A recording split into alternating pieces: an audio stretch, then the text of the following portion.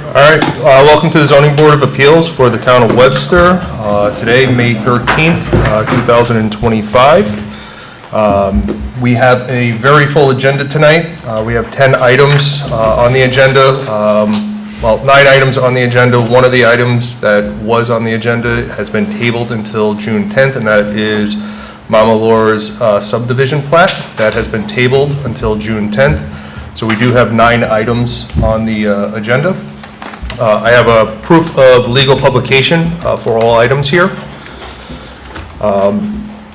The board does have the right to stop the board at 10 p.m. If it continues on. So we do reserve that right. There is also a limit of 5 minutes per person for public speaking. So again, with the full agenda, we're going to hold to that. Call for attendance. Mr. Short. Here. Mr. Spampanato. Here. Mr. Prescott. Here. Mr. Mascara. Here. Mr. Corso. Here. Ms. Corsi. Here. Mr. Atuso. Here. Mr. DeMarco. Present.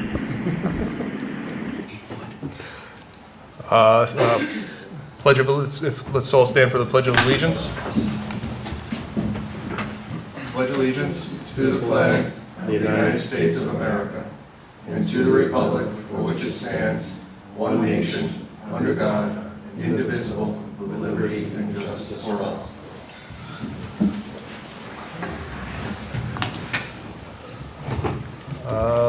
So, first item on our list. Before we go through the agenda and start the meeting, I just want to make a reminder out to the applicant and the board that the PowerPoint presentation is a one-to-one with every application that was submitted for tonight's meeting. So it is the role of the applicant to go through that 5 criteria that will be up on the screen.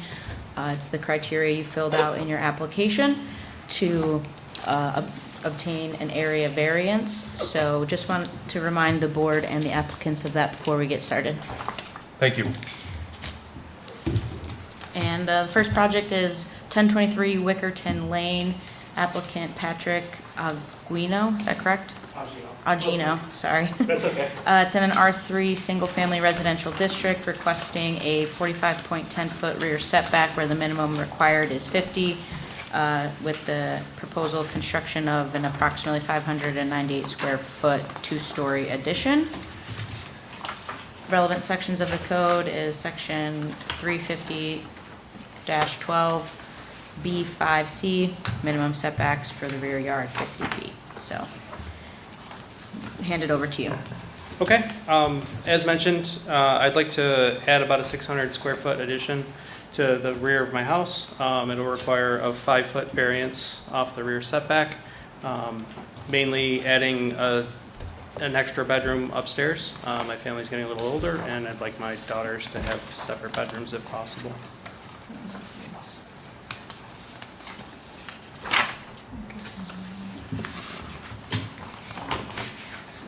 Criteria, so we'll start with character of the neighborhood. You'll just discuss, does this, impact the character of your neighborhood, does it not, etc. Yep, so the plan is not to change the character of the neighborhood. We'll maintain the roof height as it is now, same siding, same, no real impact to the lot or the house as it is. Alternatives. Basically, the proposed addition doesn't create the extra space for my daughters to have their separate bedrooms. We really like the neighborhood, like the schools that we're in, prefer not to move. Housing market isn't always the greatest, and lack of affordable 4-bedroom homes is a little challenging right now. So I think part of the intent was, did you consider alternate locations, alternate solutions to what you are presenting? Yeah, so the layout of the house creates a bit of a hardship that the way it's laid out, we couldn't go on the other side of the lot. It's got a cathedral ceiling. It would completely change and mess up the layout of the house, so.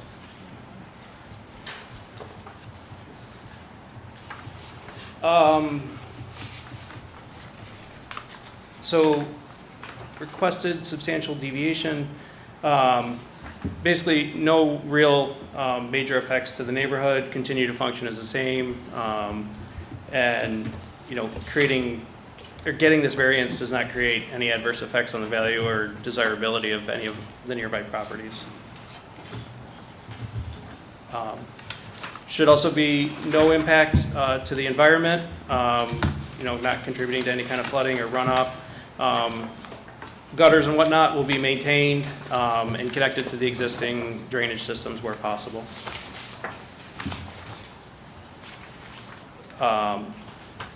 Again, this isn't sort of self-created. Due to the layout of the house, this is really the only location we can put it. The lot is a little kind of wonky with some of the angles, so it shouldn't cause any major issues. Turn it over to the board for questions. All right. So I'll open up to the board. Any questions on this applicant? Siding, everything's gonna remain the same as what's in place now? Correct. Yep, So this is a two-story addition, correct? it is. Height-wise, I mean, there is a section here, we're showing 8-foot ceilings. Don't have a overall height. In relation to your current house, what would the height be, right? I mean, you got 3 or 4 different eaves on the house. Where's the eave of this addition going to land? The ridge of the addition Yeah. would be no higher than the rest of the house. When we say the rest of the house, because the garage ridge is lower, the main Yeah, house, right? Garage goes like this. Yep. So we're gonna be behind it like this, behind the garage. Only 4 feet will be extended out that you would see from the road. And the roof would come down, part of it would come down over the garage roof that goes like this. So it will be taller than the garage eave, Yeah. but it will not be any taller than the No. main house's No, eve. no, we'll maintain all the soffits. The house has soffits on every roof line on all 4 sides. We'll maintain all the soffits to keep the character of the original construction. So if you can look at the screen here, right, we got the garage off on the left. Where the cursor is, that is the highest ridge. Is that the ridge that you are talking about, or Well, it is actually the lower ridge, is it not? It's We that won't be there. raising the height ceiling of the rooms. They'll be equal with the existing house, and the roof pitch will be equal with the highest peak on the house that you would see from the side. Josh, can you go back to aerial view real quick?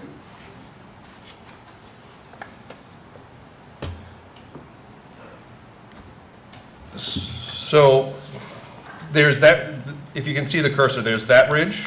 And unfortunately, I did get to see the house, but I wasn't able to meet with anybody there. Otherwise, I would have asked these questions while I was there. There's that ridge where the cursor is, and then there's a higher ridge there. Which ridge is the addition going to match? Because the addition is going to be closer to the lower ridge,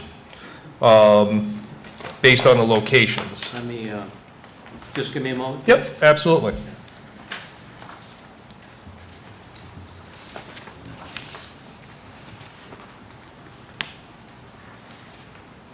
Where's my side drawing? Is this one? Okay. Can I approach? Yeah, sure. We did the drawings on this rather extensively. We are hiring an architect for the final. Yep, I did go through those. Okay, this is the existing house. This is the garage roof coming up high. Yep, This is the existing roof right here, okay. and this is our new roof. So the ridge lines can be equal to what you see on the side. Yeah, I'm just trying to figure out if this ridge is, there's essentially 3 ridges. This house has extensive roofs. Yeah, it's Direction. absolutely. When I drove up, I'm like, ooh, Yeah, okay. exactly. So what I maintain here is the same pitch, Yep, so that the look is the same. okay, This wall goes up against this wall. This soffit where I have them checked like that part of soffit has to come off. And Sure. that wall starts right there. okay, And then we come out 4 feet, if you look from the road. Yep. We're only out 4 feet from the garage. So everything's behind. yep, And it's really not, changing things. Thank you. yep, thank you. Another question I have you had any communications with your neighbors to the rear? I believe it's like 991 Jackson and 989 Jackson? Not 989. I have talked to 991. They didn't seem to have a problem. Okay. Any other questions from the board?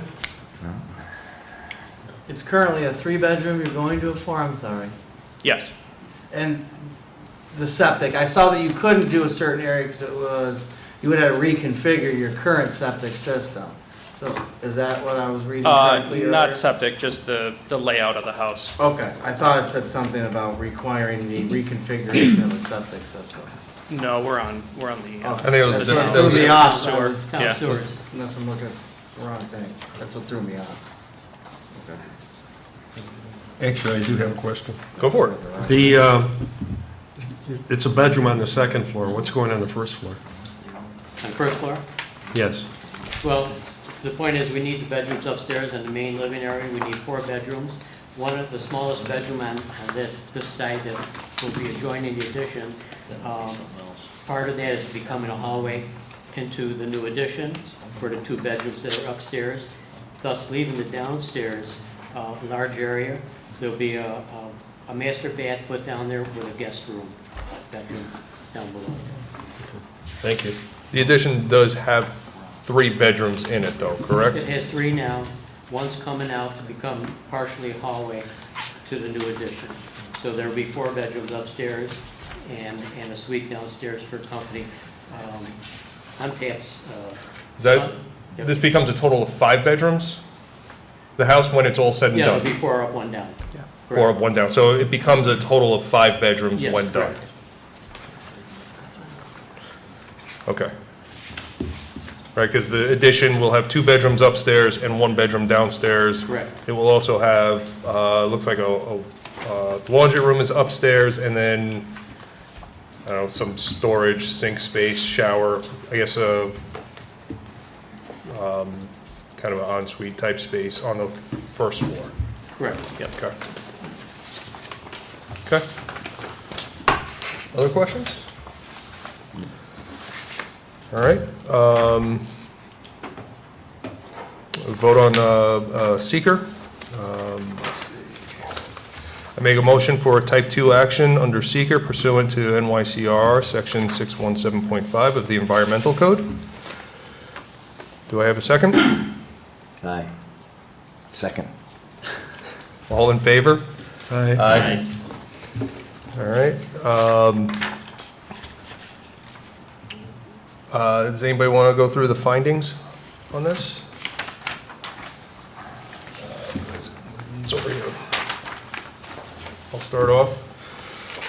Because of the location of the addition being in the rear of the property, it does not affect the essential character of the neighborhood itself.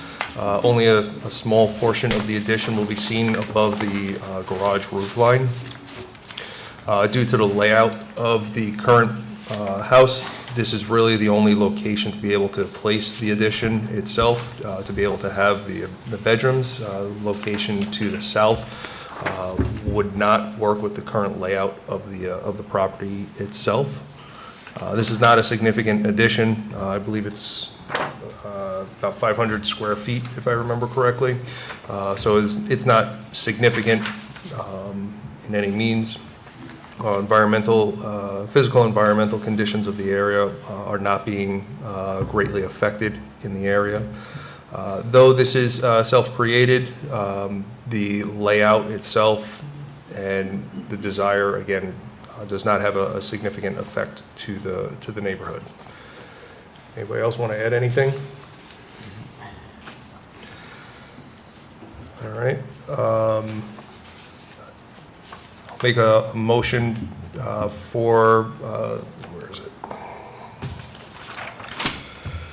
Make a motion for the Wickerton addition located at 1023 Wickerton Lane for an area variance to allow a rear setback of 45.10 where 50 feet is required, associated with the construction of approximately 598 square foot addition to a single-family dwelling, having parcel number SBL 079.16-3-20 located in an R3 single-family residential district under section 350-12 of the Code of the Town of Webster. Do I have a second? Second.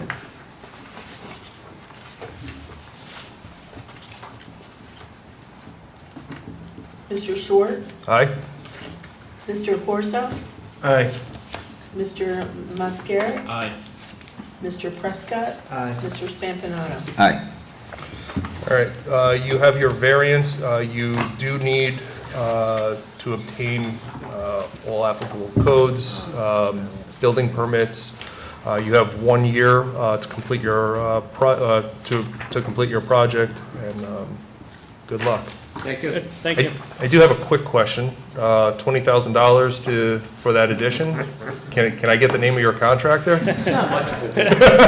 I'm the contractor. Okay, This can be a family thing, so that's why we're so low on that. fair enough. Thank you so much. Thank you.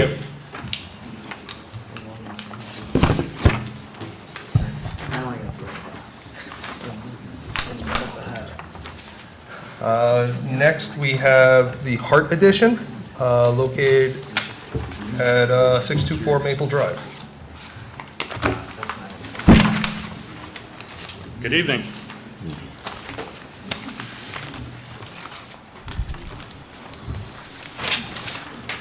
Oh, sorry, yes. So 624 Maple Drive, applicant William Hart, zoning district R3, single-family residential, is requesting a 46.3 rear setback where minimum required is 50, with the construction of an approximately 224 square foot, 3 seasons sunroom. Okay, if you go to the instrument survey map, that's probably the easiest way to explain this. So the addition will be at the back of the house. It's, if you look at the north side, you'll see a current structure that used to be a hot tub room that is falling apart. And then there's a deck, and then where the red rectangle is where we would plan to build the house, or the addition. The deck is remaining? I'm sorry? The deck is remaining? Yes. By the way, the ridge line of the addition is going to be about 3 feet below and perpendicular to the ridge line of the house. Appreciate that, thank you. Are you taking down the hot tub room that's falling apart? Yeah, it won't take much work. Just a cool breeze, right? Yeah. Character of the neighborhood, we don't anticipate any adverse effect to the neighborhood. The siding of the house, or of the addition, will be the same as the siding on the house. And I just want to point out that the entire house is surrounded by undeveloped woodland.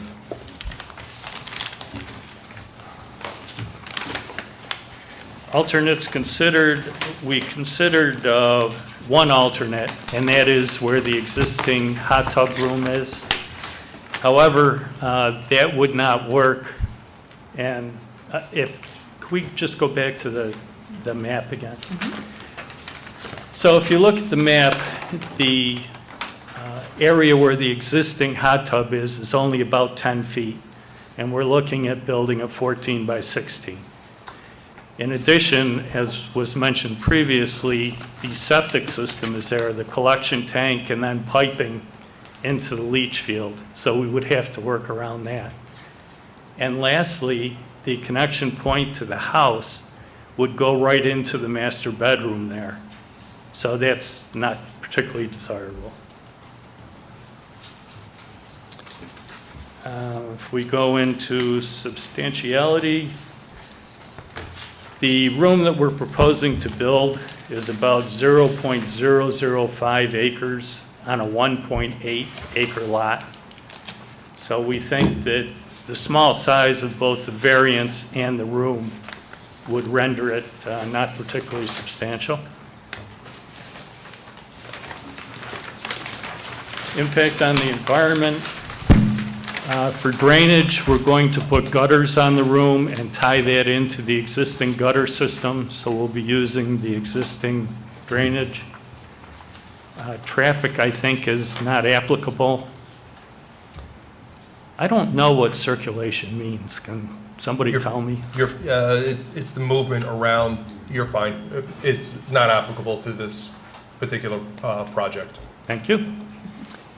Dust and noise, obviously during the construction, there would be some dust and noise, but that would be short term.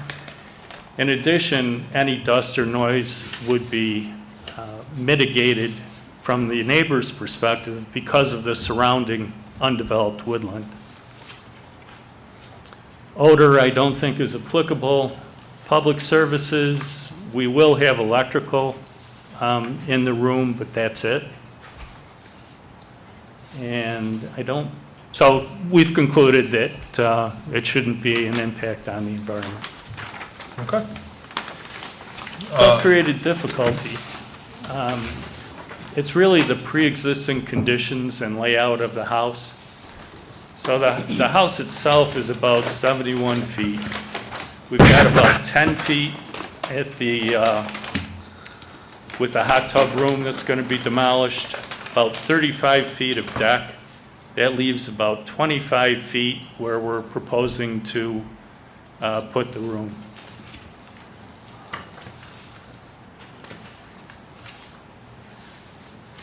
Okay. Open up to the board for any questions, comments that you may have. Just comment that it's very private there. I don't think it's going to impact anything significantly. Did you have any correspondence with your neighbors to the south or to the east of you? I did with both of them, and they're both willing to support the variance. Okay. Yeah, you're deep into the woods, so it's, I think there's quite a bit of wooded property between you and your neighbors, so I don't see any issues here. Any other questions from any other members from the board? No? All right. With that, I'll make a motion for seeker, for type 2 action under seeker pursuant to NYCRR section 617.5 of the Environmental Code. Can I have a second? Second. All those in favor? Aye. Aye. Anybody want to do the findings? All right. Essential character of the property, you're not going to say deep in the woods, but you are surrounded by a wooded lot in all areas. By doing this addition, it's really not going to affect the surrounding neighborhood.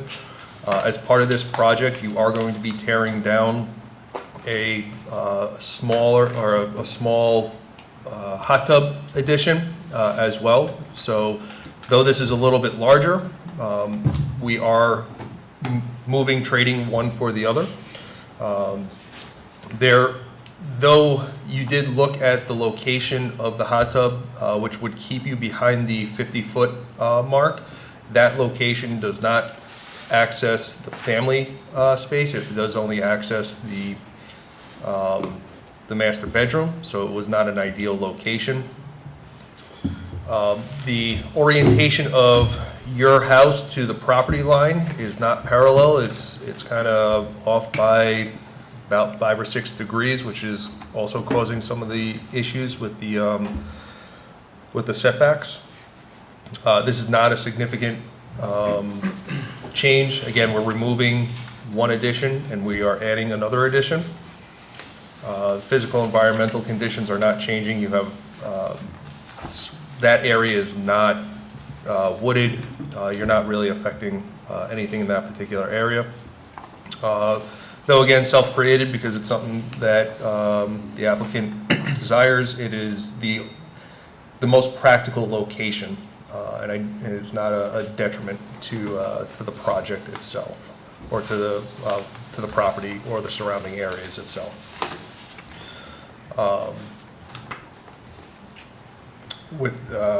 Anybody else want to share anything else on the findings? No? All right. I'd like to make a motion for an area variance located at 624 Maple Drive to allow a rear setback of 46.3 feet where 50 feet is required in association with the construction of approximately 224 square foot, 3-season bedroom to a single-family dwelling on a 1.8 acre parcel having SBL 063.16-1-10, located in R3 Family Residential District. This also includes the removal of an existing hot tub sunroom, 3-season room as well. Under section 350-12, the Code of Town of Webster. Do I have a second? Second. Mr. Short? Aye. Mr. Mascaro? Aye. Mr. Corso? Aye. Mr. Prescott? Aye. Mr. Spampanato? Aye. All right, you have your variance, you have, you will need to get a building permit. You have 1 year to obtain or to complete the project. So, good luck. Thank you. Thank you. You have a good night. Same to you. Next up, we have the Argento gazebo. Located at 1840 Schlegel Road, applicant Jason Argento and representing agents Julie Huss and Kevin Fior. All right. Perfect. Located in a large lot residential zoning district, requests to allow a 1,280 square foot addition to a pre-existing non-conforming pole barn, which would bring the total size of the secondary structure to 2,120 square feet. So this associated sections of the code is 350-36 accessory buildings, and then 350-95 alterations or extensions of non-conforming buildings. Okay, hi, I'm Kevin Fior. Jason was called out of town, and this is Julie Huss, his significant other. So I've retired contractor, so I offered to come and speak on their behalf. We have a pre-existing non-conforming metal pole barn, and they would like to build a open gazebo or picnic shelter where the roof line matches the existing gable roof line of the metal building, and the sides are open with post and header, typical shelter or gazebo. There's no intention for concrete at this point. They haven't decided if they would hardscape it or gravel it, et cetera, et cetera. The reason for the structure is that not only do they have 2 dogs, and they'd like to be able to be outside and entertain when it's raining or extreme sun, and put a couple picnic tables in it. Where they're located is all large lots. It's in pretty much Webster East, so it's not as dense as Webster West these days. So it's not unusual to have accessory structures or barns in that part of town. The building is pretty much sheltered or visually from the road because of 4 Mile Creek. And, okay, so for those reasons, we don't think it's really going to change the character of the neighborhood. We did consider alternatives, but this just seemed the logical spot to put it, where it would be the least visible from the road and from the neighbors. The east side, again, is 4 Mile Creek and all woods, and the neighbor on the west side is not going to be able to see it because it's on the east side of the pre-existing non-conforming pole barn.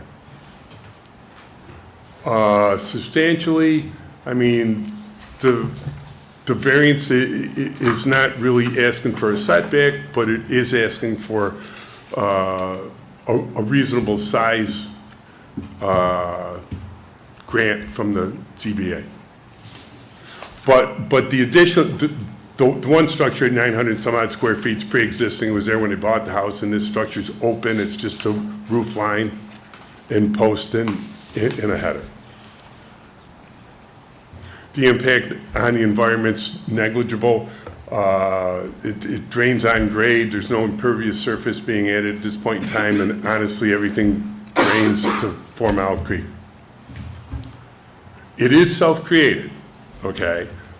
There's no question of that, but given the size of the lot and just putting it where it's least visible from the road or have any impact on the neighborhood or the rest of the neighbors, it seemed like the logical spot to put it where it would be least noticeable.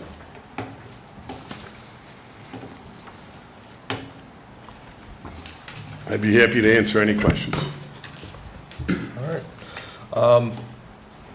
Can you tell me what the height of the eave of the existing building is? The height of the existing ridge on the pole barn, which we're gonna match, I'm gonna say is 15, 16 feet. That's what I guessed when I was out there. Okay, yeah. I mean, I built their addition, but I'm just hazarding a guess from memory, and my memory's not as great as it used to be, unfortunately. No worries. Other questions from the board? You said he hasn't decided what he's gonna do for a floor yet, gravel, concrete? or- They're gonna remove the sod and gravel it, and then either pour concrete at some point or hardscape it, meaning pavers. Okay. So I'm assuming he would have this all done before it's finalized and everything, and not just do that? Okay. And I think part of the floor ambiguity is, a cost factor, to be honest. Yeah, I mean, Right. either one's probably more than putting the structure up, Oh, yeah. unfortunately. There is a small slope in the back, if I remember correctly, right? I mean, it dips down a little bit. It will be leveled out, yeah. It will be, so it'll be the same, so the floor of the gazebo will be the same floor as the The high point, as the pole barn itself? Pole barn, Yeah. yep. be Okay. continuous. yeah. Okay. You have no intentions of enclosing this gazebo? Okay. Are you running any electric or plan on putting any lights hanging? At this point in time, Jason and I spoke about it, and he doesn't have any real plans. I'm like, well, you can always do solar. I mean, it's not gonna be a workshop, and it's not gonna be enclosed. I mean, he's got the pole barn and garage, and he does use those for that. I mean, he's, okay. But at best, maybe it ends up with a couple of plugs and lights, I mean.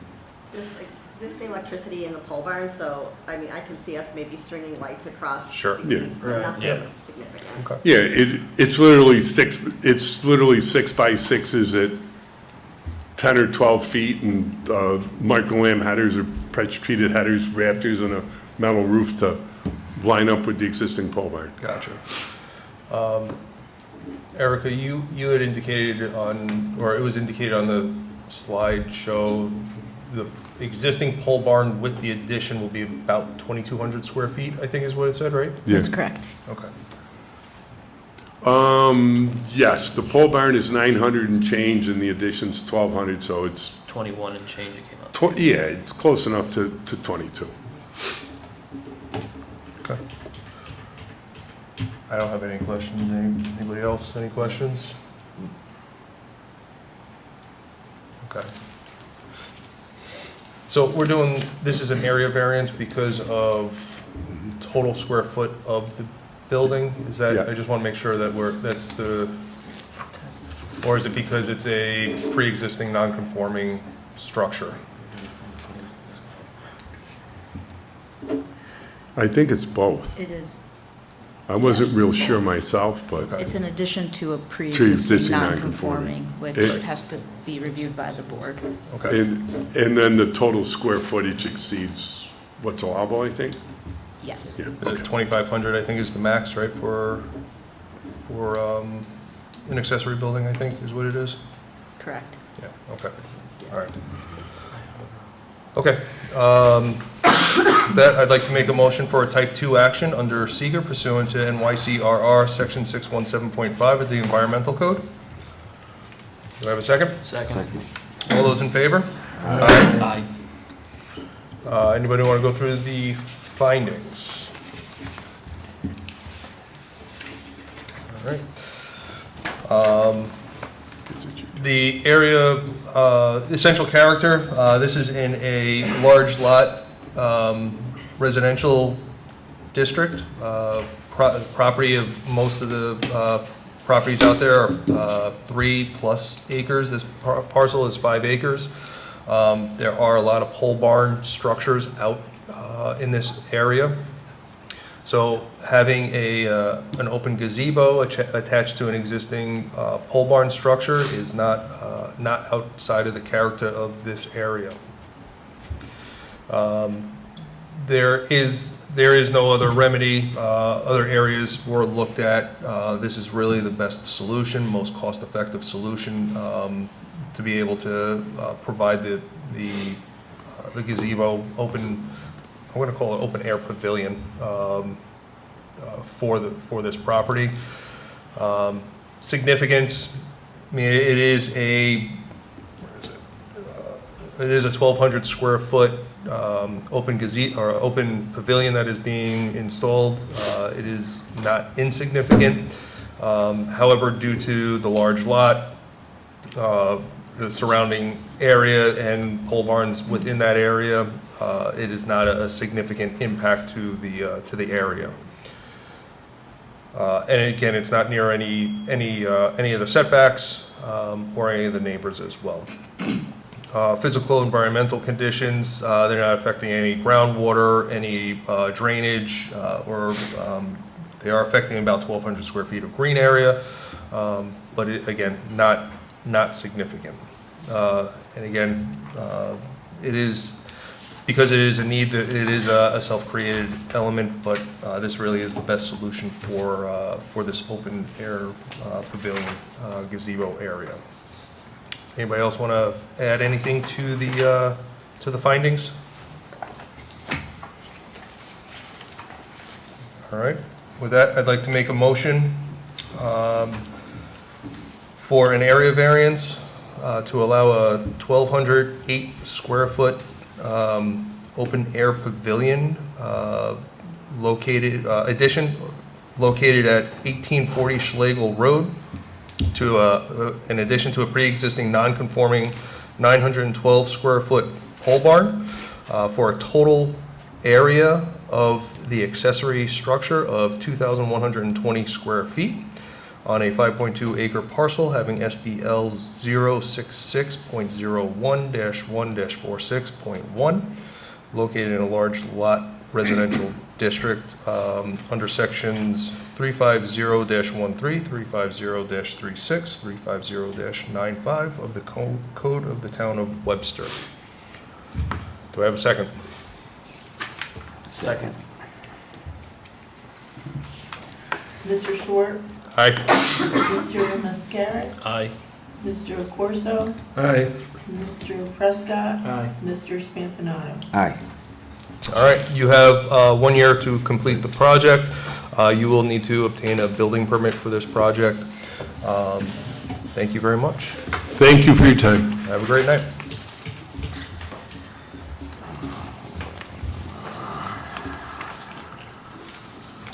Next up, we have 255 Princeton Road. So property address 255 Princeton Road, applicant Jessica Tierney is in a zoning district, R3 single family, is requesting a special use permit to maintain 6 chickens on a .28 acre parcel. So I'm requesting the special use permit in order to maintain 6 chickens on my property. This would be located in my fenced-in backyard. The exact location of the coop would be something that I would decide when I get the materials, judging by shade and also level ground. But it would be somewhere near the existing garage. And that would be a coop at first that would have a small chicken run on it, but I could expand that. That was part of the plans as they grow. This is something that I'm sure you're aware, it's becoming increasingly popular in residential areas, and there's a lot of different materials out there and research done on how this can be done that would still be a nice hobby for people, but also it can be something that's done in a neighborhood and doesn't affect the neighborhood. So you mentioned by the garage, the images we were looking at, is that red rectangle the area you are considering? It could be. I'm just kind of, now that I'm looking into it more, I think that it would be maybe better to have it closer to the garage just for the shade, and just the lawn there might be better. So it's kind of an open-ended where it might end up. Fair enough.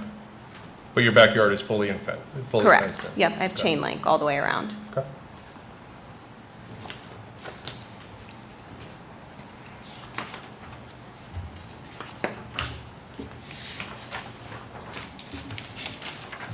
All right, any other questions from the board? You're not doing a rooster, just the Just- hens? You're only asking. That would be something that's up to you guys. Some of the research that I've done, it does seem that sometimes without a rooster, the hens sometimes don't have as happy of a life because they rely on the roosters to protect the flock. I understand there are noise issues with roosters, but the types of chickens that I'm interested in are called bantam silky chickens. So they're really small and they historically don't crow as often. And understanding you can only have one rooster in the flock anyways. So there's considerations there. I would like to be able to have a rooster just for the well-being of the hens.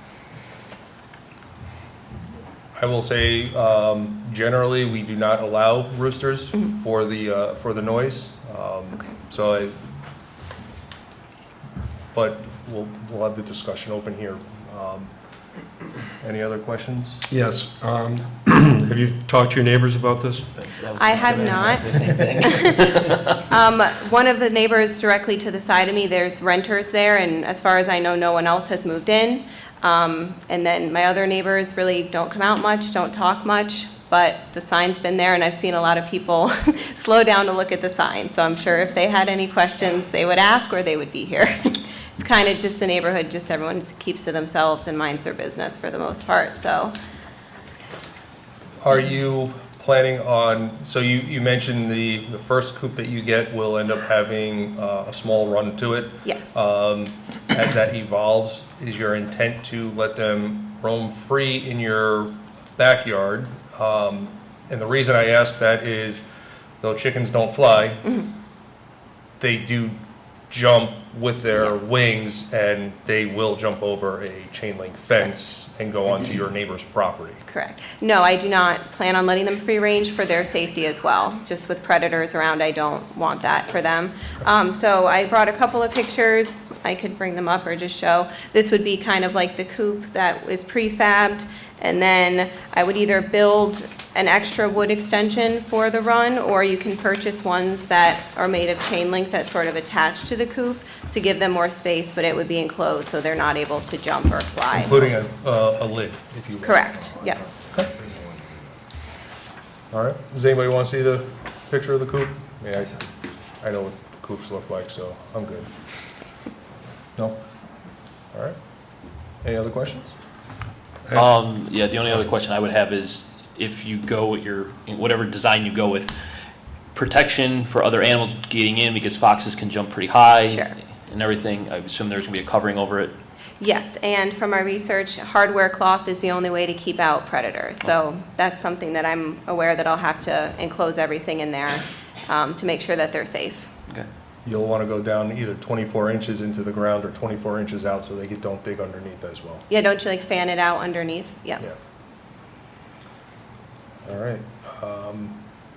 I don't have any further questions. I will, I'll leave it up to the board, but I would recommend, I think you indicated no more than 6 hens or chickens, correct? Correct. I am going to limit it to hens. Okay. And not roosters. Okay. So when you do go purchase them, make sure you don't get straight run. Sure. Because those Get are, bullets. Yeah. you'll never know. Yes. So with that, I'd like to make a motion. Can we have a little discussion? Yeah, absolutely. I don't know you, so don't take this the wrong way. But I live next door to somebody that raises chickens illegally on a regular basis. Every summer, we go through the same issue with them, and the chickens are loud. They don't bother me, but my neighbors down the street, even further away, are always complaining about the chickens up on the hill. And personally, you live in a very residential area, not in a big lot at all.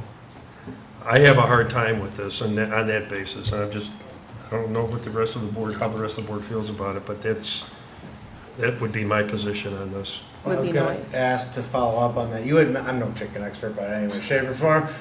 The ones that you're looking into don't have a history of making noise, you said? No, I mean, these are, I'm not sure what ones are in your neighborhood, but they're not raised for egg laying or for meat. They're literally just the little tiny fluffy ones that look like they're poodles. So they don't make as much noise as a regular chicken because they've been frankly inbred to not do that. People keep them in their homes.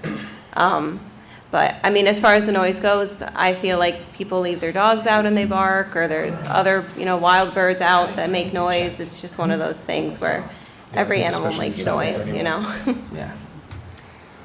Josh, with the special use, it's a 1 year for the initial, is that correct? It can be anywhere that the board determines between 1 year and 5 years. Okay. And then, is there a place, let's say they do make a little noise, because to your point, animals make noise, birds are chirping in the morning. Is there a spot in your yard that might suit better, that if they do make a little noise, it might be muffled? We got more trees, or it won't raise as much? Because to his point, you are in a very tight residential area. And it sounds like the neighbors don't come out, but maybe they'll start coming out more to greet you. Is there an area that might suit better to kind of hide that a little bit? I feel like all the way towards the back fence, because then, as you can see, the neighbors will also have their entire yard before it reaches their house. Okay. So instead of it being closer towards my house, where then it has the 2 neighbors on the side, probably the least noise would be all the way in the back. Does that pose a problem, like getting to the coop, does it have to be close to the house? No. Okay. I mean, that might be something to consider, is just for precautionary reasons of moving forward, that the placement of where it goes is equally important? It is a small lot, the coop that she's talking about, and the size of the flock of 6 hens is not significant, and it's easy to move. It's not like an accessory building, so it's something that You could pick it up and like walk it. if somebody was complaining and we needed that, the code officials needed that to be moved, it could be moved. Okay. Sorry, I cut you off. No, that's right, I thought he was talking to me. Any other, it's a great comment. I mean, in all honesty, because when chickens lay an egg, they all do a chicken song, and they rally each other up, so. Any other comments, questions, or concerns? He actually just brought something up that made me think. You said one of your neighbors is a renter. Yes. Now, did you talk with the person who owns the property that rents it out? Because if it changes people renting, will that be a problem too with the area that you might be picking? That house has been abandoned for quite a while, so there's an owner that he'll have it rented for a few months and then it's empty for a year. So it's kind of hard to say when or if he would get another renter. Which parcel is it that's the Yeah, which- rental? To the right, if you're looking at my house from the street, it's the one to the So right. 253? 253. Yes, Okay. Collier Lane? yeah, the one with the pool, they're not renters. And the one at 257 is the ones that you do not see out, is that? Correct. Okay. Other questions? So we'll get discussion. All right. If,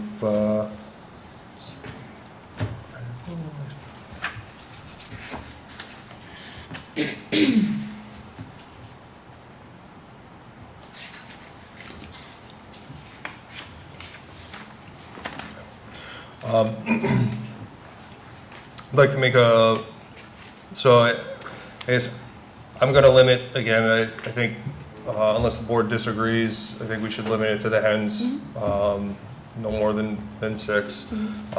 We are going to do a 1-year variance on this. Okay. This way, you'll have to come back in a year from now, see how things have gone with your neighbors. I can tell you in the past, we've had, when the variance was up for renewal, we've had neighbors come in and speak against, so be cognizant of that. Okay. It's always recommended to have good conversations with your neighbors. Sure. And if you're getting eggs, give your neighbors some free eggs. That always helps. But with that, I'll make a motion for a type 2 action under seeker pursuant to NYCRR, section 617.5 of the Environmental Code. Do I have a second? Second. All those in favor? Aye. Aye. Like to make findings. We're looking at,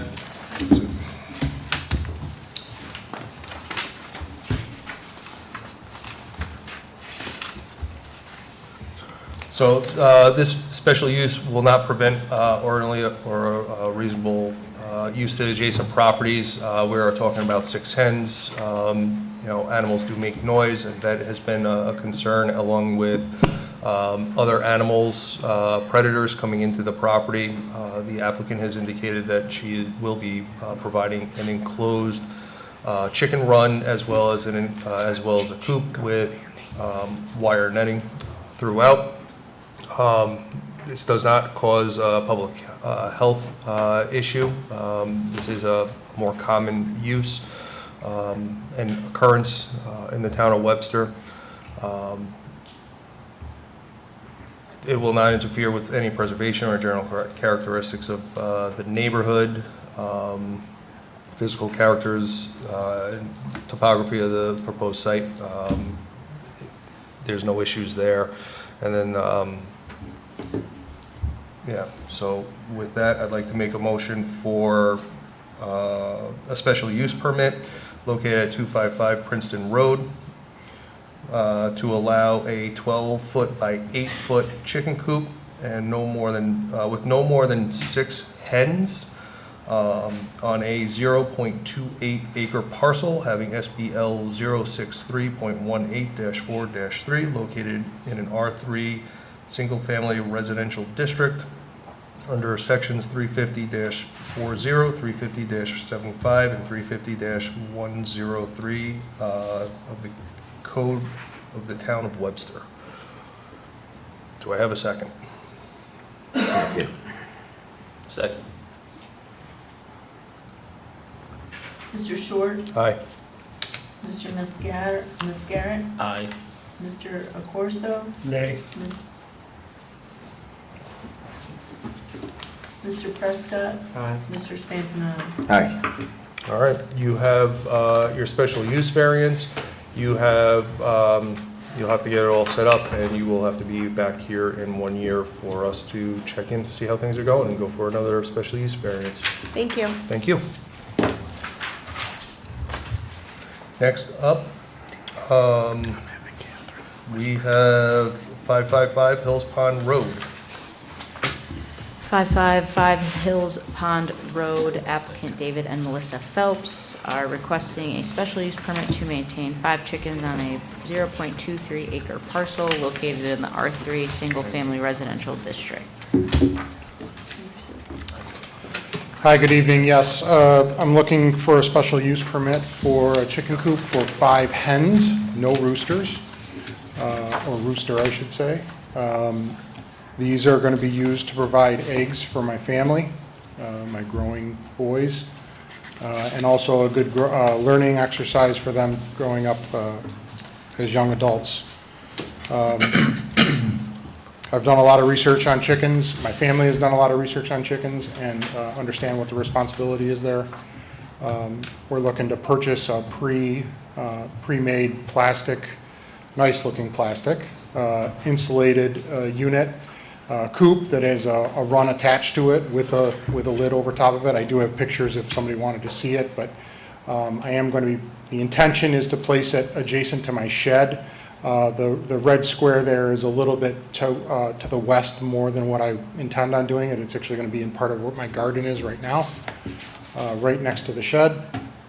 I have talked to my immediate neighbors to the east and west of my house, along with others as you continue down the road and across the street.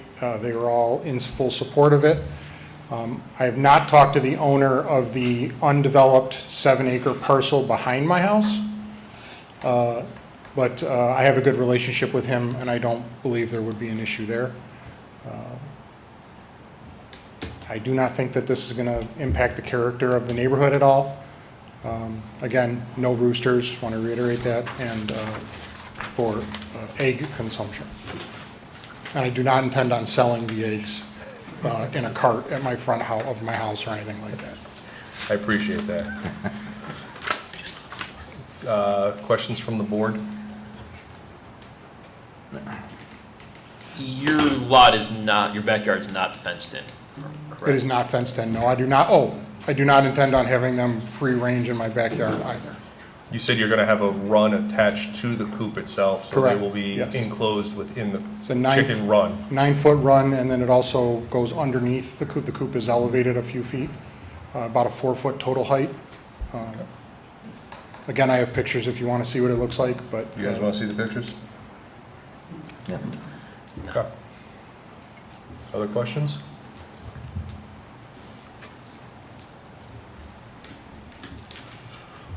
I appreciate that you've talked with your neighbors. Makes it a lot easier from our standpoint. I don't have any questions. If there's no other questions from the board, then I'm going to make a motion for a type 2 action under seeker pursuant to NYCRR section 617.5 of the Environmental Code. Do I have a second? Second. All those in favor? Aye.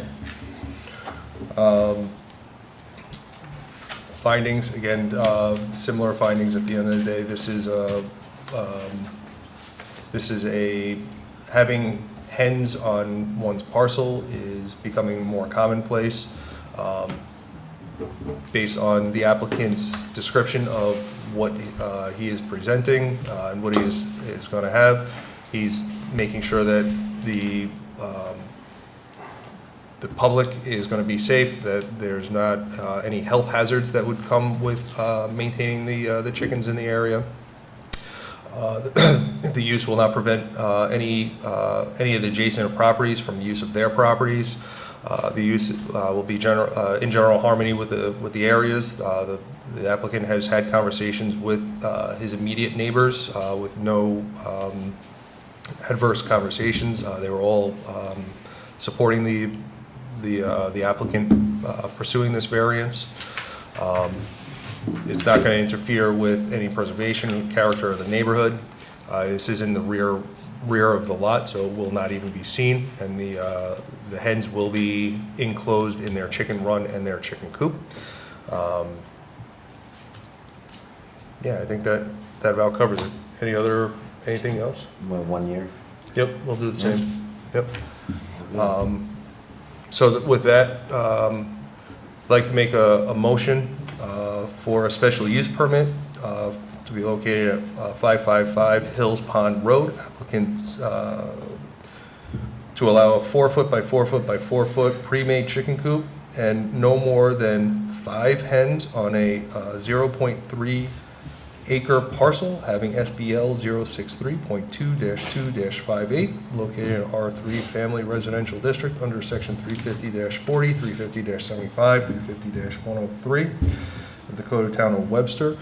We are looking to put a 1-year review on this, as it is the first time you're doing this. Yeah, that's my motion. Can I have a second? Second. But, Mr. Short, can I, sorry, my apologies, before you vote.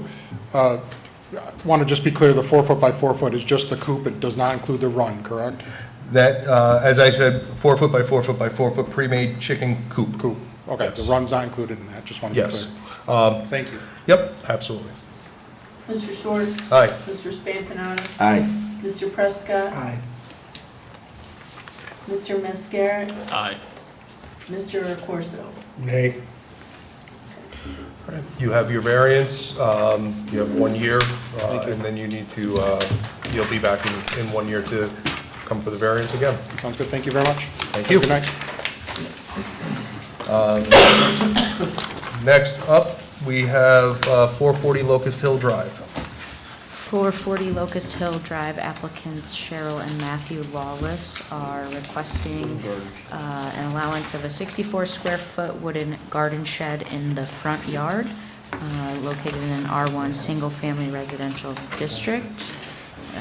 Relevant sections of the code is 350-47, which is utility sheds, which indicates that they shall not be located in the front yard. Hi, I'm Cheryl Lawless, my husband Matt. We live in the 4th out of 5 houses on a private drive, Locust Hill Drive. It is, none of our property abuts any public roadway, and we're asking for a shed in the front yard because there's really no other place to locate it. Our house is a 1950 built house, and it's on a very large lot. We have 1.5 acres or more, and yet only half of the lot is up on top of the hill, and the rest of it's a steep slope going down to facing the lake. So the house has always had a garden in the front yard since it was built. And there are lots of mature trees and landscaping, so the essential character of the neighborhood is not going to be changed by a small shed. There's really no other way, no other place to locate it because the side yards are too small, too narrow, and also have mature trees, and it would have an impact on both neighbors on either side, so we wouldn't do that. And it's really not possible to locate it in what's considered our rear yard because that's the lakeside of the house, and it's a fairly small yard, and anything we put there would have a visual impact on all of our neighbors, so we definitely don't want to do that.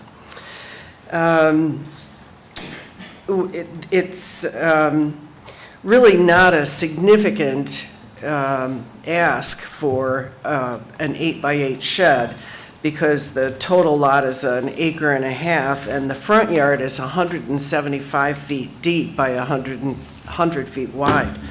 So the 8x8 shed will only take up less than 1% of the area of the front yard. It's going to be tucked under a tree so that there won't be much visual impact, and we intend to have a nice looking shed. My husband says it's going to be a she shed. We'll see. But we still have to store stuff in it. And there are some similar front yard sheds not too far from us on Lake Road at different various addresses on Lake Road. So it's not, it's not asking for something that hasn't been done before. It's a small shed, no impact on the environment, no electricity, no drainage issues. And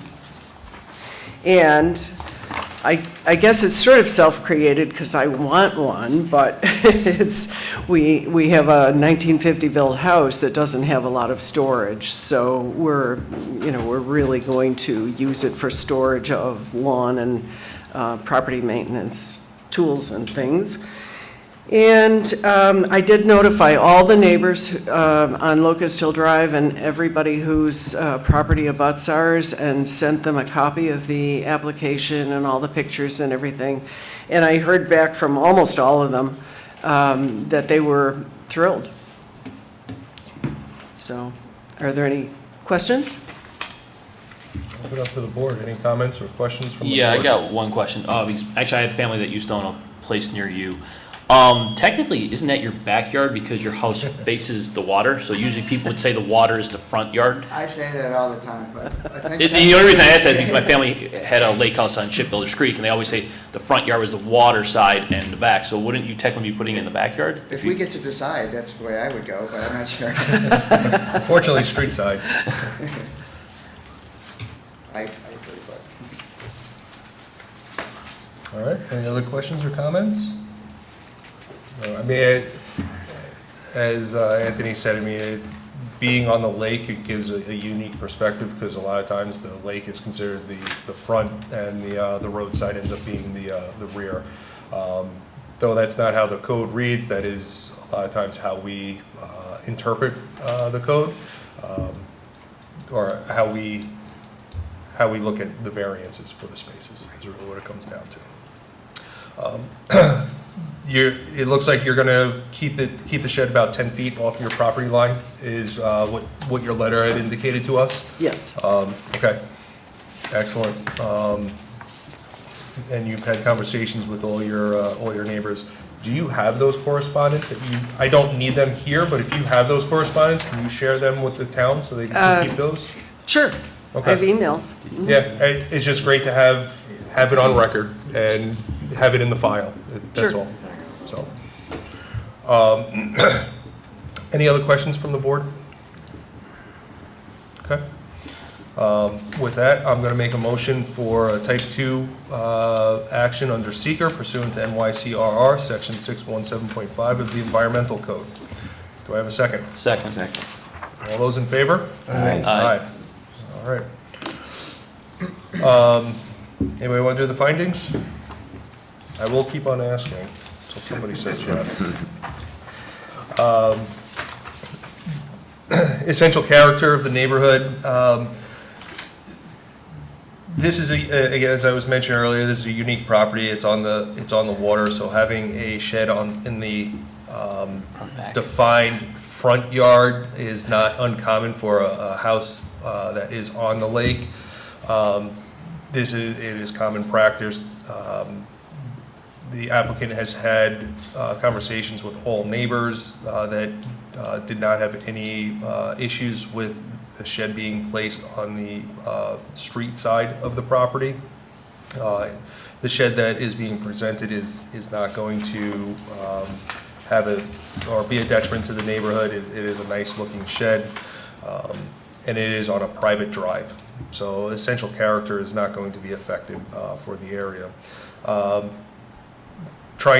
No other remedy, trying to place the shed on the lakeside or the rear of the property really is not feasible due to the existing topography of the property. So it's really not a feasible location. So the only location for this shed would be in the front yard or the street side of the property. This is not significant. We're talking 64 square feet or an 8-foot by 8-foot shed that's going to be placed. Again, it's not a significant. It's not significant to the property. It's not going to affect environmental or physical conditions of the property or the neighborhood itself. And it is not really, I mean, self-created in the fact that they want to have the shed be able to store their outdoor belongings, but in reality, this is really the only location that this is going to be able to be provided.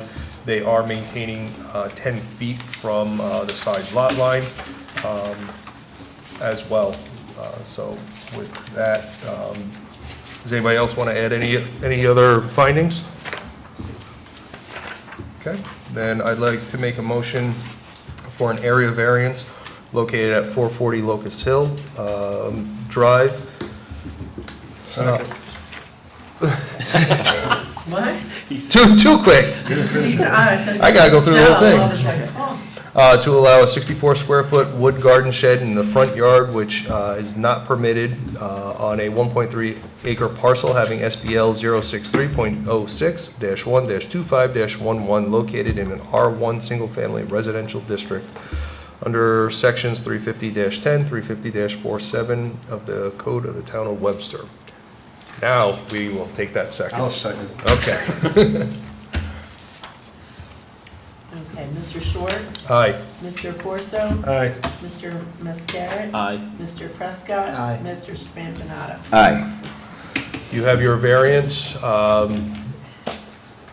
You need to follow all other applicable codes and whatnot to be able to get it, 1 year to get it up. So, good luck. You have a great evening. Great, thank you very much. All right, next up, 671 Willow Lane. 671 Willow Lane, applicant Brian Bishoping is requesting a 30 front setback where minimum required is 40, associated with the construction of an additional 10 by 20 covered front porch on a 0.46 acre parcel located in the R3 Single Family Residential District. Just would like to mention to the board, the reason it says additional is because Mr. Bishoping was approved for a variance for 10 by 20 covered front porch back in November of 2024.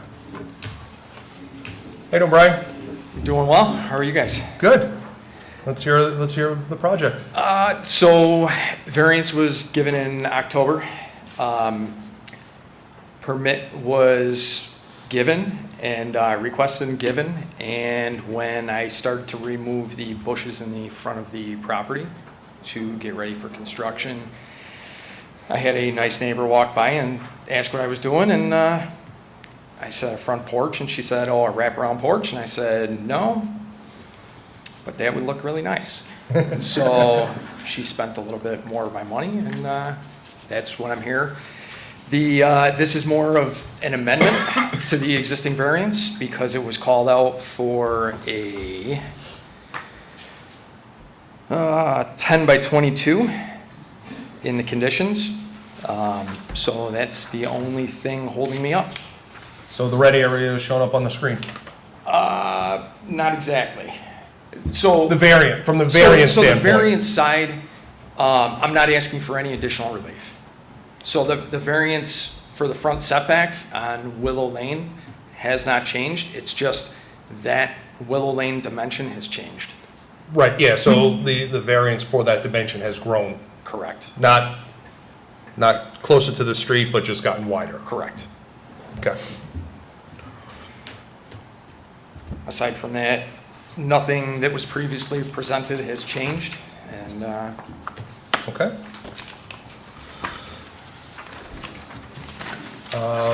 Any questions from the board? I appreciate the rendering. It was very helpful. Yep. Any of this going to be enclosed? Nope. Okay. Same. Oh, go on. I was just joking to say, is your neighbor an architect, or she came by and drew it up for you? No, Is actually, there a bright it was just- idea it'll cost you a couple more grand? Right, it was more of a, when I had the idea last year, the thought had kind of been there, but never materialized to actual, like, this is gonna happen. And then, of course, walking by, and she mentioned it, and I hadn't had that thought, so it's better for the property, better for the house. The south wall of the house is very naked, and it would definitely clean up that south end of the hall, the house there. That south wall is all siding and 2 windows. So the advantage to you truly is more appeal in a sense, on top of growing the porch, or enclosed or covered porch. Correct. Yep. And different times of the day, you can sit in different spots and either get sunlight or stay out of the wind. And you'll just be able to cruise right around from front to back to the side. Right. Yep. All right. And you said it's not going to be enclosed? No. I believe the last variance, we had stipulated that it would be used for porch furniture elements, if I remember correctly. Furniture, griddle, yes. Yeah, same, Yep. same applies for the rest of this. Exactly the same. Okay. Are you doing any privacy stuff, like the side, like if you happen to be just keeping it wide open? No, I mean, eventually there's probably gonna be some sort of little bushes, but you gotta maintain that stuff, so I'm not a huge fan of that. But there's probably gonna be something sitting in a pot or close You're not putting by up the any, structure. like, sectional fence or anything like that to block you off or anything? No. Not to be used any storage or anything? Nope. Okay. All right. Any other questions, comments? I'd like to open it up to public comment. Does anybody want to speak for or against the project?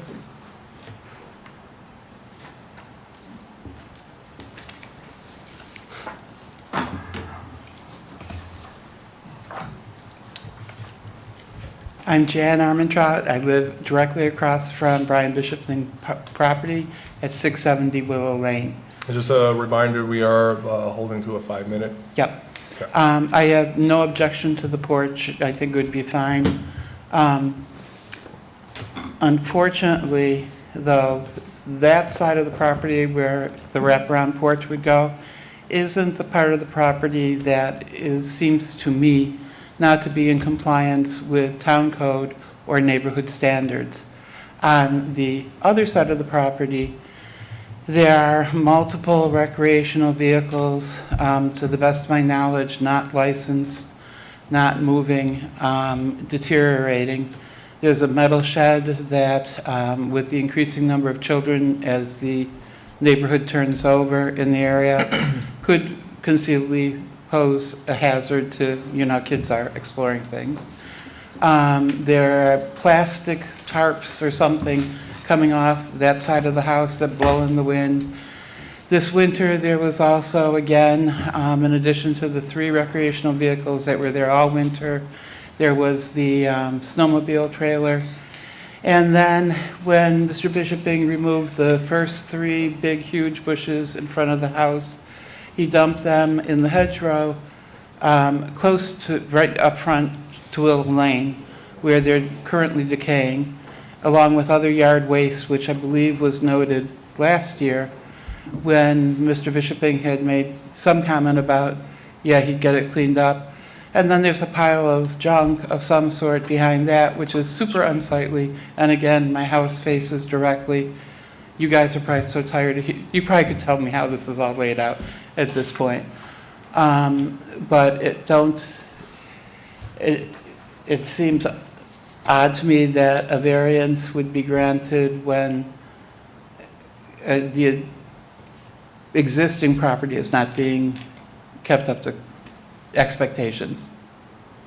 And thank you very much again for last year and also for taking comments tonight. Thank you, Jan. Josh, do we have any open violations or anything on this property?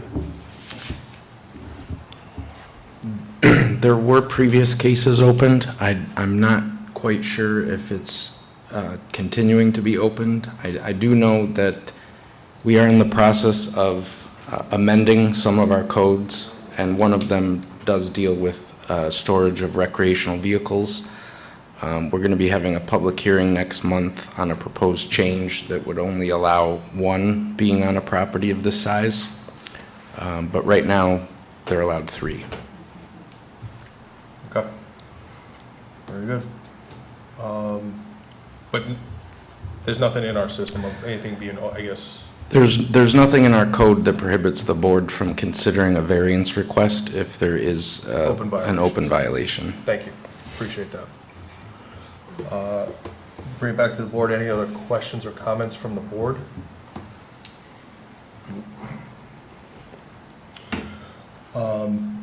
Brian, you mentioned you moved as you were doing the construction for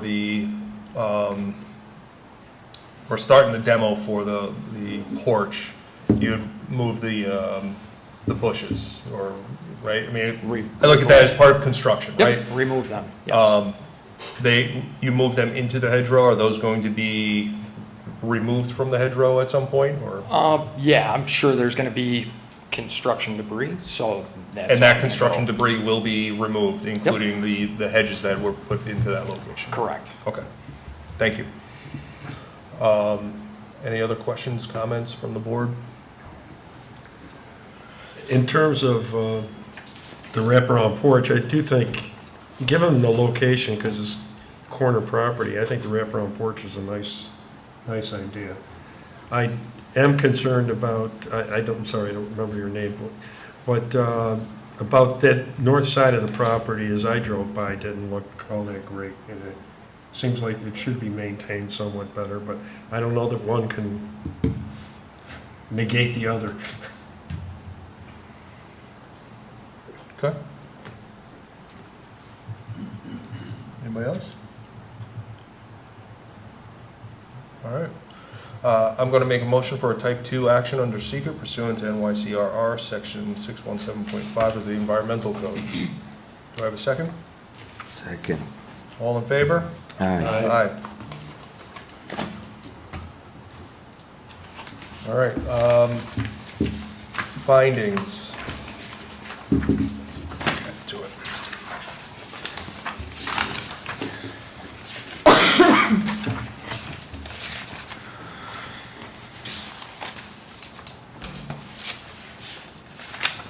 Josh, this is a new variance, right? Or is this an amendment to the old variance? It can be handled as an amendment to the old variance. Would we then not need to do the findings? Is that how that would go? Or we should still do the findings for that portion, correct? I would imagine, yeah. Yeah, okay. All right. Yeah, Mr. Chairman, I would definitely make a recommendation that the new findings be made on the record. Thank you. All right, this request is not out of character for the neighborhood. Having a wraparound porch on a corner lot, actually, my opinion, it enhances the neighborhood. But at the end of the day, it's not out of character for the neighborhood itself. It does not cause a detriment to nearby properties in any way, sight lines or use of their properties. It is not achievable by any other method to have the wraparound porch itself. The request is not substantial. This board last year had already provided a variance for a porch. This variance is to extend that porch to allow for a wraparound porch. So it is an extension of the existing variance itself. There's no adverse physical or environmental impacts to the site or the neighborhood. The difficulty is not self-created. To have a usable porch in these neighborhoods when they were built already so close to the setback, the only way to really have a wraparound porch is to go beyond the setbacks themselves. It's not an undesirable change, as discussed earlier, and again, it is not a request that is significant. This porch will not be enclosed, and the elements on the porch that are to be used are porch furniture. Is not to be used for storage. It'll be porch furniture, tables, grill, chairs, things of that nature, and be well maintained.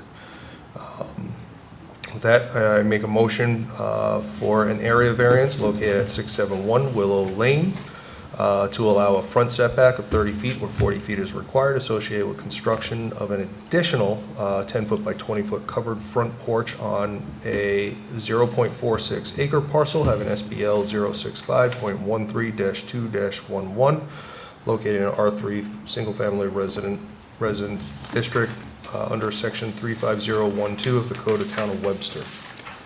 Do I have a second? Second. Okay, Mr. Short. Aye. Mr. Spampanato. Aye. Mr. Prescott. Aye.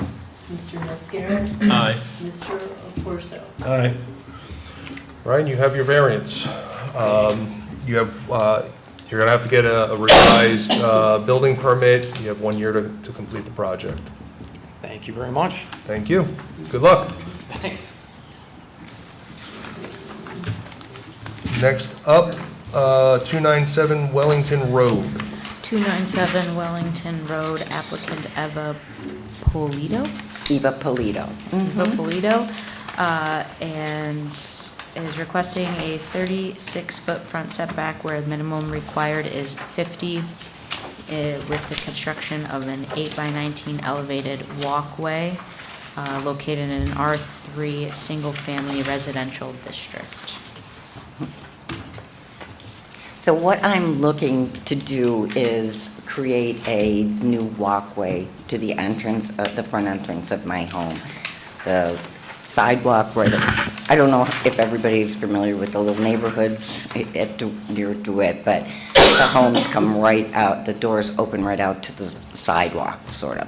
The front step is crumbling, the sidewalk there is crumbling. So I was looking for a way to fix it. And that's when I decided to have a little decking area. It's not really going to be a sitting area, it's just a decking area with white posts, black railings, just to provide a safer, prettier entrance to the home and to add some dimension. It seems to be one of the things they're doing a lot in our neighborhood is getting the little porches and so on. So that's what I'm looking to do. So it really doesn't change anything about or impact the neighborhood. There's a lot of people doing very similar things in the neighborhood. The difference is, if you can see, they're a little bit elevated. Mine is not elevated. The front step is 5 inches high, then it goes right to the sidewalk. So it's, once they put the decking area on there, it raises it 8 inches. So there'll be one step down. I didn't really consider any other alternatives to fix it because I was looking for a certain aesthetic when I was doing it. I do have a question. So, I think the application or the write-up that I have indicated, actually, that's right, the survey indicated 36 feet from the right-of-way or the road. However, if you do the math of 41.93 feet minus 8 feet, you come up with 33.93 feet. Right.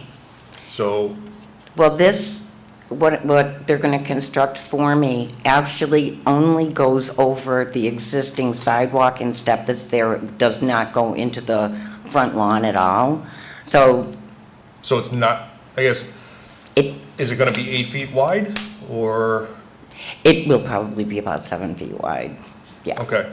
I have The reason I'm asking is, if we say it's going to be 36 feet and you go 35 feet, it becomes a problem. It does, yes. Right, so I want to make sure that when we are, if we get that far and we're discussing what the actual variance is, and I'm giving the dimensions, I want to make sure I'm giving the right dimensions. Right, when I first came out to get the permit, even I thought the 8 feet coming off the house sounded high, so I did ask him to come back out and remeasure it, and he said 7 feet would be more than enough to just cover that walkway and the front step. So even that would be at 35 feet, 34.93 feet, so All right, I think that's, if we're talking 7 feet, then that's the number I will use instead of, because with 36 feet, because I think the way it's written right now, it would be about a 6-foot porch. The way all that information we have here would be about a 6-foot porch. If I'm doing I think I'm doing my math right. 6 feet wide, you mean? Correct. And it certainly could be, yes. Okay. Josh, quick question. If, I know the agenda has it listed as 36 feet. Are we able to adjust that dimension? Or do we need to stick with that dimension? You would technically need to stick with what was advertised. Okay. And that's what we'll do. Okay. So, just so you understand, we're going to use 36 feet from the road, which ends up giving you a 6-foot wide walkway porch. Okay. All right? Because that's what was advertised, that's what was out there. That would be, that's Okay. fine. All right. Any questions from the board? Are you using composite decking? Yes, that'll be the base of, yes, that'll be the base of it. How are they, so they're gonna go over your stuff, right? And then Yeah, they not would. ripping up the concrete or nothing? They How don't are do anything, they just put securing it right over. Is it just, They use footers, I mean, they're, so they're gonna Yes. put some, they are going into the ground a little bit? Yes. They're not- Okay, Mhm. that's, because they were talking about not going onto the lawn, so I'm thinking, how are they? well, he said he'd going break to up the avoid- sidewalk if, because he'd probably have to do that, yes. And you just didn't want to redo new concrete or anything like No. that to the existing, some stamp or anything like that? I grew up over there, so I'm familiar with how small the lots could be and how hard and difficult it makes Yeah. to do anything. Other questions? Pretty please. Open up to the public, if anybody wants to speak for or against. All right, bring it back to the board. Any other comments from the board? All right, if there's no other comments, I'd like to make a motion for a type 2 action under SECR pursuant to NYCRR section 617.5 of the Environmental Code. Do I have a second? Second. All those in favor? Aye. Aye. All right.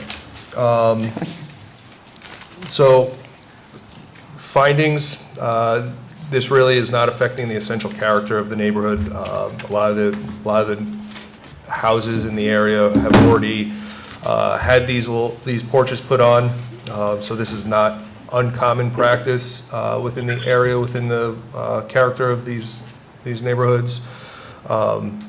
There really is no other remedy other than a concrete sidewalk, but then you do lose dimensionality. The existing property actually is already non-conforming with the setbacks as it already is.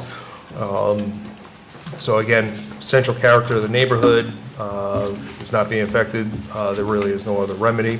It is not significant. It's going to run along the face of the house to the driveway, so it's not really, there's not a huge significance, and it's not going to be tall.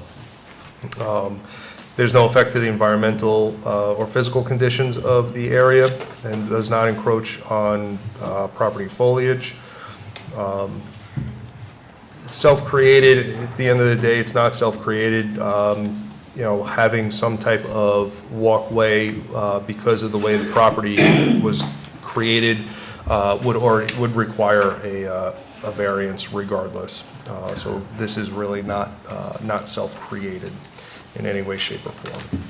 Does anybody else want to add anything else to the findings? No? All right, then with that, I'd like to make a motion for an area variance located at 297 Wellington Road to allow a front setback of 36 feet where 50 feet is required associated with the construction of an 8-foot with the construction of an elevated walkway that'll be 19 feet long along the front face of the building. The width, if my calculations are correct, would be about 6 feet. So again, the front setback is 36 feet. elevated walkway on a 0.28 acre parcel having SBL 063.18-3-26 located in R3 Family Residential District under Section 35012 of the Code of Town of Webster. Do I have a second? Second. Mr. Short? Aye. Mr. Mascara? Aye. Mr. Arforso? Aye. Mr. Prescott? Aye. Mr. Spampanato? Aye. All right, you have your variance. You will need you will need to get a building permit. You will need to, you have 1 year to complete your project. So, Okay. good luck. Great, thank you. Thank you so much. Next up, we have 619 Apple Grove Circle.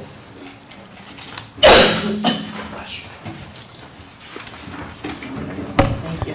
619, excuse me, Apple Grove Circle, applicant Jamie Howley, accompanied by Mark O'Donnell and Daniel Peters, is requesting a 33.2 rear setback where the minimum required is 55 feet for the construction of a 432 square foot master bedroom addition located in the back of the dwelling, located in an R2 single family residential district. Thank you. My name is Dan Peters. As you've introduced me, with me is Jamie Holly and Mark O'Donnell, who both live at the property. And as you said, we're requesting a variance for a rear yard setback. And I just wanted to state, so it's on the record, that I did pass out, which you folks have not seen, an aerial view of the neighborhood, I'll call it, to some degree, and I've highlighted some properties in there. The highlighted properties that are in there, each one of those that I highlighted in blue, I know it's tough to see in there, have less than 50-foot rear yard setback in it. I don't know exactly what each one is, but every one of those have less than that. They could have variances, I don't know, I didn't research that, I just wanted to give you some relevance. And then there's 2 letters that I passed out to Mr. Short. Both letters are supporting letters from the direct neighbors right next door that have seen the plans and gone over the plans with them and don't have issues with them. But I just wanted to kind of walk through character of the home and what we're proposing. The character is a simple single-story vaulted gable pitched roof addition that essentially is going to house their master bedroom suite. It is in that location because that's existing where their current master bedroom is, which is going to become sort of an office, home office. And then they're going to extend out that end to provide a bathroom, closet, and a bedroom. And then next to that bedroom, adjacent to it, to the east side of it, is an enclosed porch that they, in the future, will want to use for a portion of it for a hot tub, and to put that underneath it. That porch would be at low level, so it wouldn't be elevated onto a deck. It would be down at the ground level, so a couple steps down to that. So that, in a nutshell, is what we're asking for leniency here tonight. Want to add anything? Yeah, considerations, so the layout of the existing home, it's feasible, I think, from where we chose to put it. The other alternative would be off the dining room, which wouldn't really be workable with our home and how it's laid out. And with the neighborhood being in a cul-de-sac, there's quite a bit of other additions that are local in that particular neighborhood that meet the same type of solution from that side of their homes that we see. So there really isn't any other feasible way for us to do it. I also, the measurement that we're asking for leniency on is to the closest corner. It's kind of a trapezoid in the back and goes further away. So if I were to take the measurement from the middle of the property, it would be pretty close to being within 50 feet. But because I took the closest corner, that's the worst case scenario.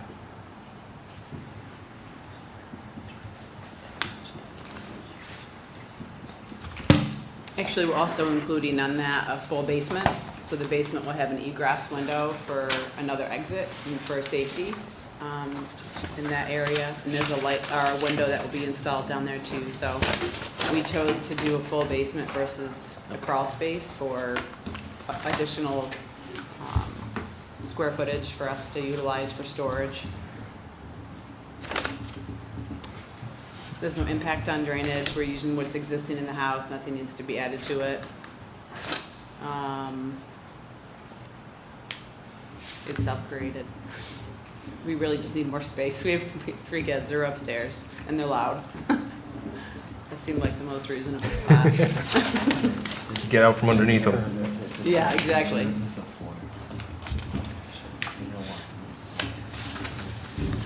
The exit from the basement is going to be to the, I guess that would be the west, is that correct? That's correct. Okay. And that's a typical egress window with a egress window well, with the built-in steps that are part of that. Gotcha. Thank you. Yep. Would that, the windowsill will be, is that 42 inches? It'll off be the- 42 or less. Right? Okay. Does the board have any questions? You got letters from 618 and 621, correct? Yep, both sides. Okay, what about 614? Honestly, they are never, the ones directly behind us, I think I've seen them 3 times. I've lived there No 7 problem. years. Just- So I think they're actually snowbirds. I don't know how often they're there, but they're not real friendly even when they are mowing. So, and there's actually a row of trees between both of them. And us removing the deck actually creates more space because there's a really large deck there right now. That's Right. probably less than 15 feet from the property line, so we're making more space by moving that up. Taking it Right, out. I didn't mention that, so thanks for Yep. saying that. But putting this addition on and removing the deck obviously makes it not as close to the property line as the deck is. And currently, the house in its existing state doesn't even meet the required setback anyways, because it's not 50 feet, so. Yeah, with the deck. Right. Yep. Okay. Other questions from the board? I have a question if there are no others from the board. You mentioned that this is going to have a full basement, is that correct? Do you know what you intend to do with the spoils from the excavation of the basement? Do you intend to utilize it on site or Yes. truck it out? Yeah, we're gonna use it around the site to make drainage go away from the property, away from the addition. Okay, because we've been having some issues with these types of additions, so if you're going to be utilizing the soil on site, we're going to request that you provide us with a grading plan, because what we found is that when people affect the grading, it tends to send stormwater to neighboring properties, and we have a few cases right now with very similar projects of that happening too, so we're just trying to avoid future problems for you and your neighbors. I think we should probably confirm with We have Gauger and Galbert. Swingley. Gauger and Swingley Yeah. is already signed up to do it, so we can have them put together. Yeah, we should probably confirm a quantity that they're gonna stick and keep or. Well, and do then they plan on need getting to, right? I mean, I guess is a question needed. The drawings call just for positive drainage. There's no grading on there. I don't have a grading No, plan. I guess my point, I don't recall the site being heavily sloped or anything No, like it's that, flat. right? No, it's pretty flat. So, to Josh's point, if you start changing the grade and you're pushing the water away from the building itself, you are now affecting your neighbors. So, Right. you would be better served from the town's perspective to remove the soils from the site. Right, right. And not utilize them on the property, especially, I mean, you're gonna have it's not going to be insignificant. Right? I mean, it's a decent amount of spoils. Right. Actually, one of the reasons to do the basement too is because if we did like a pad off the back, there'd be so much that we'd have to bring in to level it to the back of the deck that it would then create an issue. But with it going down underneath it, and it's, yeah, but we can we'll remove, I don't care. I just want to be clear that as we grade around the building, we're going to grade away from the building. Sure, and I think, not to speak for you, Josh, but the concern is the neighbors. Yeah, we Right can't away, now it's shed, going to we your. can't shed all the water Correct. to everybody's property. It's got to be absorbed by our own. And the only way you're going to be able to tell that is by a grading plan. Right. Yeah. Right. So I think we should clarify with the builder what he intends to do. In the end, for me, I don't want water coming in the. I get it. Yep. In the basement. So, but I also don't want water going to the neighbor's property. So I think in the end, can we talk to the builder and get back to you with his intention? If his intention is to use the soil on site, we can either mandate it be removed or get you a grading plan. I'll take the soil. Yeah, I know. Right. I have a little bit I can. Does that work? Josh, how would you, I mean, if they're not going to use the spoils on site, I mean, there would be some spoils, I would imagine, used on site Sure. regardless, right? But, Right. you know, if the majority of it is being removed, are we going to need to see, or that would be part of the Requirement. the permit? Correct. Plan, right? Yeah, at the time of the building permit Okay. issuance, we would confirm which direction you're going. Okay. And at that time, if you decide to keep it on site, we would request to review a grading Okay. plan. All right. Fair. Any other questions, Josh? Nope, that was it. Thank you. Any other questions from the board? I'll open it up to the public, and seeing that there's nobody here, I'll bring it back to the board.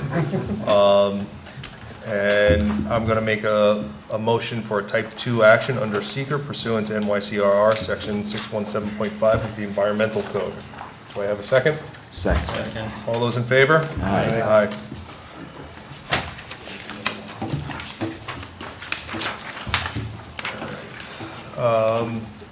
Essential character of the property is, or of the neighborhood is not being affected. As the addition is mainly in the rear of the property, a small section will be visible from the street side, but based on the plans provided, the addition is going to marry very closely to the existing structure that is there. So the essential character is not going to change of the property as well as the neighborhood. As far as remedies, realistically, this is the only location to place this addition, just based on the layout of the existing property or existing building interior layout. Placing it anywhere else would not function as the applicant requires. This is not significant. I mean, there are additions and renovations throughout the neighborhood of similar, so this is not a significant effect to the neighborhood. There are no physical environmental conditions that are noted from the survey that was provided to us. Self-created in the fact that it is a desire of the applicant. However, it's not a significant effect to the neighborhood. So, does anybody else want to add anything to that? No? All right, I'll make a motion for an area variance. Oh, I did want to add one other thing, is that there are several other properties without a 50-foot setback in the neighborhood, as well as there will be a deck removed, an existing deck that is within the 55-foot setback, and it actually extends beyond what this addition will end up being. So by doing this addition, it is actually reducing or increasing the setback from what is currently existing on the property. And with that, I'll make a motion for an area variance for 619 Apple Grove Circle. to allow a rear setback of 33.2 feet where 55 feet is required, associated with a construction of a 432 square foot master bedroom addition to a single-family dwelling on a .05 acre parcel having SBL 064.11-3-36 located in R2 Single-Family Residential District under Section 35011 of the Code of Town of Webster. Do I have a second? Second. Mr. Short? Aye. Mr. Miscarritt? Aye. Mr. Corso? Aye. Mr. Prescott? Aye. Mr. Spampanato? Aye. You have your area variance. You will have to get a building permit. As Josh mentioned, if you are going to use the spoils on site, you are going to need to have a grading plan provided. You have 1 year to complete the project. Good luck. Thank you, appreciate it. Thank you, guys. Thanks, everyone. No, I can close up. All right. With that ends our zoning board of appeals meeting for May 13th.